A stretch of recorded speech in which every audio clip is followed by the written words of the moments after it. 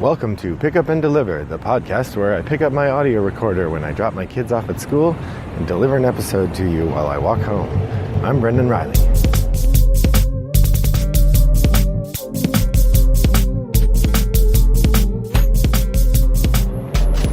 Good morning, loyal listener.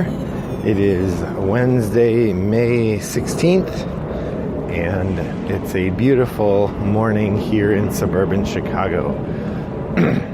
I had a lovely game night last night. I went to Toggle Gaming in Palatine, Illinois. If you're ever in the Chicago area and you're able to get a little bit outside the city, there is a western suburb called Palatine that has a bar called Dirty Nelly's and a great group of people who show up to game every Tuesday night.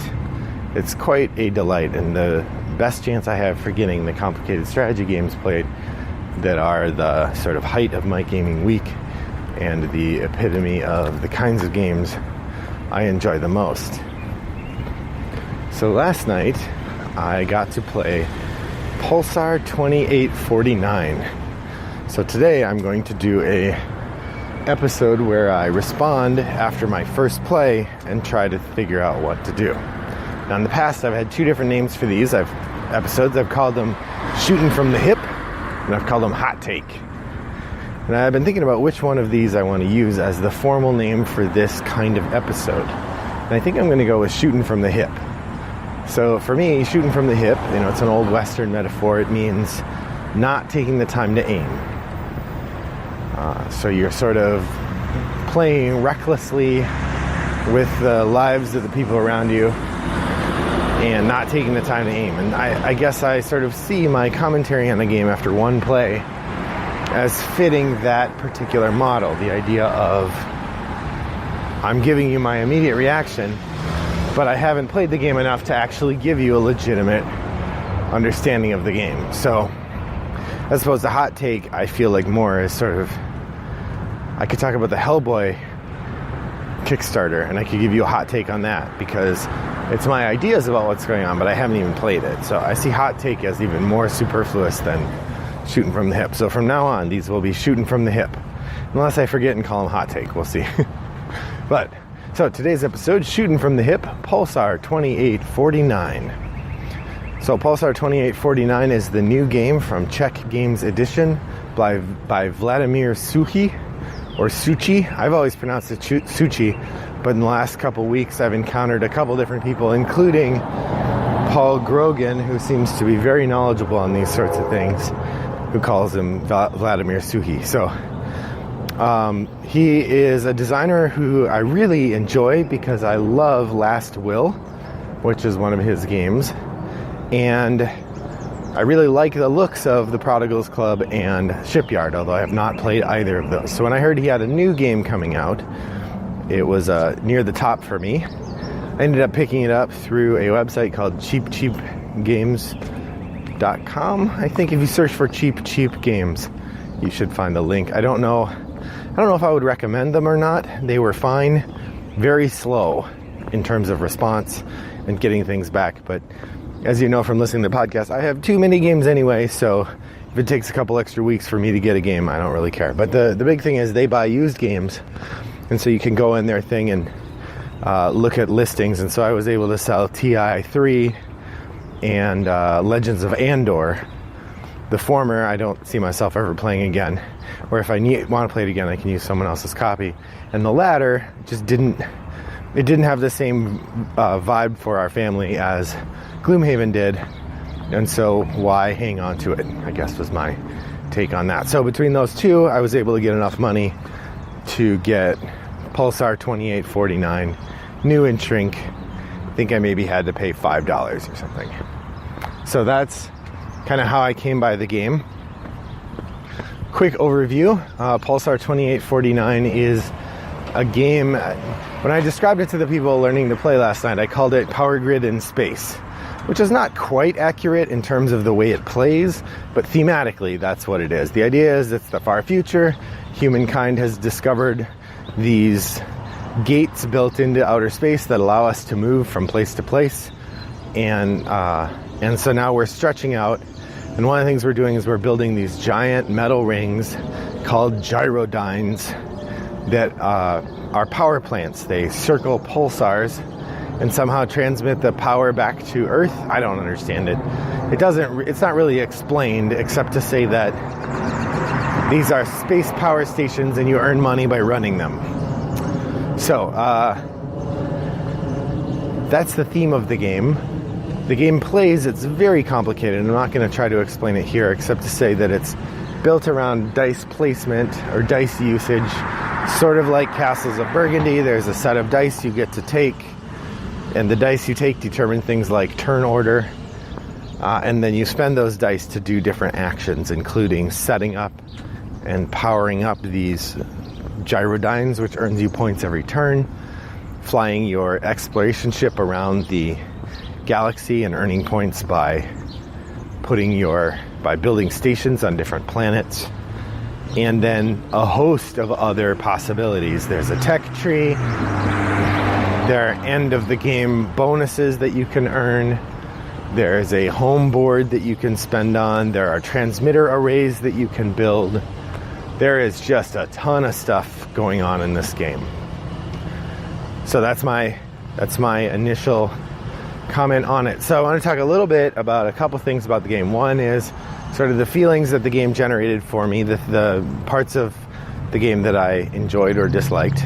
I want to talk about the process of learning the game, and probably by then I'll be home.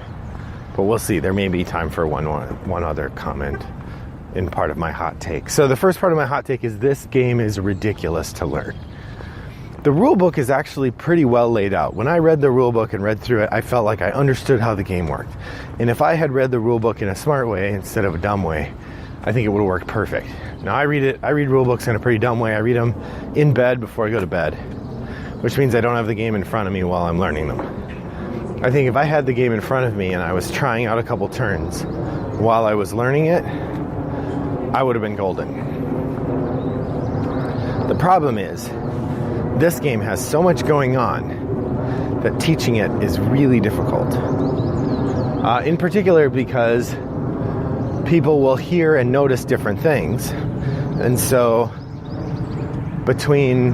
as a rules teacher, you may be forgetting to mention something or mentioning something late, and the rules learners not hearing all of the different things or not understanding or not catching all of the different elements, then what you have is a really scattered first game. And that's what happened to us, that I had a number of rules that I explained that various people around the table didn't hear. I had rules I didn't understand that they discovered in the rule book, so then I felt bad that I wasn't adequately describing the game. And when we're trying a complicated game like this, we always frame it as a learning game. But it's really frustrating to not know how something works and discover that the rules teacher didn't do as good a job as they should have. I think I should have practiced teaching this once to myself. The other mistake that we made, I think, was ignoring the advice for your first play.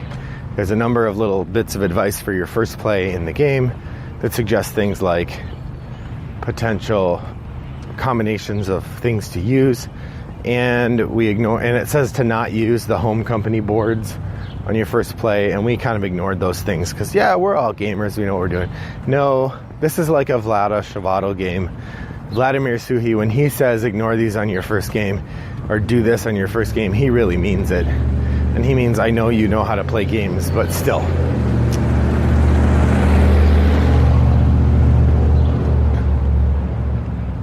Part of it too is that not having played before, I don't really understand the value of some of the things that you can do. In particular, the value of the extra red die. So there's this red die in the game that you can get to do an extra action. And once per turn, you can get and use a red die to do something else. The red dice always come with the side set. So you're never going to roll the red die. You always know what you're getting. But the way it works is you take an action to claim something on the board, and then that will give you a red die of a certain value. Now, the game has ample opportunities to also get these dice mitigation things, which I think are really nice. So if you really need a 6 and you can only get a 4, well, you can use a +2 to get that die up to a 6. There's plenty of those things, and while I didn't always have exactly as many as I wanted, I had plenty to do what I wanted to do. But in terms of learning the game, I would say if I had this to do over, I would confirm further ahead of time which people are going to play the game. And I would ask them all to watch the rules video before they came, because it would have made playing the game so much easier if we all started on the same footing. And even though I should take responsibility as the teacher, and I do, for any mistakes in the rules teaching, it would have worked better had we all been on that footing. So that was one thing that I wasn't as keen about. Or one thing that makes this game difficult is there's a lot going on, and it's a real brain burner. On the plus side, there is a lot going on. I'm discovering that I very rarely think a game should have fewer things in it. This may be a flaw with me, and certainly I can recognize the elegance of a game like Century. Like Century Golem Edition is one of those games. It is elegant. There's only 3 things you can do on your turn, and all of the other things that happen kind of revolve from that, and you only get 1 action a turn, so your turns go really fast. So it is a game of cycles and movement that's really quick. By contrast, Pulsar is the opposite. It's got systems upon systems. It's got icons all over the place, or graphics all over the place, which as you start to understand them make sense, but if you don't understand them, they're kind of confusing. There's a rule book that explains the icons, but it's not elaborate enough, I think. And so overall, it's a game that needs a lot of extra architecture to work, which means that, after each round, there's like 9 steps you have to go through to set up the next round. And so as you're trying to figure out how to get the game going, that's a real sort of slowdown. We're done with the round. Okay, now do this, now do this, now do this. And actually, that kind of bookkeeping I really enjoy, but I can see why there would be people who don't like it. In terms of the feeling of the game, for me, one of the big things that really solidified the game was the feeling of not quite enough. Like, I always wished I had one more action than I did. It's pretty rare that I didn't have use of an action or didn't know what I wanted to do with it. So the ability to do lots of things, but also the limitation of not having quite enough to do, was really pretty satisfying. There's a whole segment of the game that we didn't really use that were these transmitter things. There's a tech tree that some of us focused heavily on. There's planet movement that some people focused on. There's lots of different things that you can do. And each one rewards you in different ways. So people can attain different levels of success in the game through these varying strategies. And they reward you through different processes. So that part, I think, is really pretty satisfying, because you can engage with what's going on in a variety of different ways. So overall, shooting from the hip, I think Pulsar 2849 is great. I know it's going to be a favorite game of mine. I suspect that, kind of like A Feast for Odin, it's going to be a game that I play rarely. Although one of my friends who played this with me said, we need to play this again soon, or we'll forget how to play. And I think that's a valid concern that I want to address. So I'm going to try to get it played again soon, at least with him, if not with more of the people who played that first time, so that I can get firmly into my head all these different pieces and try to figure out how best to proceed. So, what games have you been playing lately? Do you have any hot takes, any shooting from the hip that we should hear about from you? Pop on over to our guild at Board Game Geek, guild number 3269, and let us know what you think of either Pulsar 2849 or other games you've played recently, especially games you've only played once. That's what shooting from the hip is all about. Again, I'm Brendan Riley. You can find me on Board Game Geek as Wombat929 or on Facebook. We have a page for Rattlebox Games, or Twitter at Rattlebox Games. You can go to rattleboxgames.com to find the show notes for this episode and all of the episodes of Pick Up and Deliver. Drop us a line. Let us know what you think. Or even better, tell someone else about the show. Either way, thanks for joining me today. I hope that you're able to get out in the nice weather and have as nice a walk as the one I just had. Bye-bye.